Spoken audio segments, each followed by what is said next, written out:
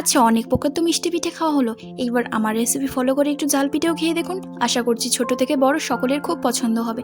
চলুন শুরু করি। প্রথমে একটা বড় কাপের 1 কাপ ময়দা, তাতে দিয়ে দেবো নুন, সামান্য কালো জিরে, সবগুলোকে ভালো মতো মেখে আস্তে আস্তে জল দিয়ে আর শেষে একটু সর্ষের তেল দিয়ে মেখে 10 থেকে 15 মিনিট রেস্টে রেখে দেবো। একটা বাটিতে নিয়ে নেবো ম্যাশ করা আলু, তাতে দিয়ে দেবো নুন, হলুদ, ধনে গুঁড়ো, সামান্য একটু জিরে গুঁড়ো, ম্যাগি মশলা, গোলমরিচ পাউডার, চিনি, সবগুলোকে ভালো মতো মেখে পাশে রেখে দেবো।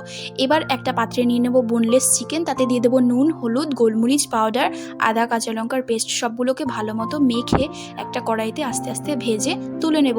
সেই কড়াইতে দিয়ে দেবো মেখে রাখা আলু, যেটাকে ভালো মতো বেশ কিছুক্ষণ নেড়ে ভাজা চিকেনগুলো টুকরো টুকরো করে দিয়ে বেশ কিছুক্ষণ নেড়ে শেষে দিয়ে দেবো গরম মশলা, তারপর তুলে নেব।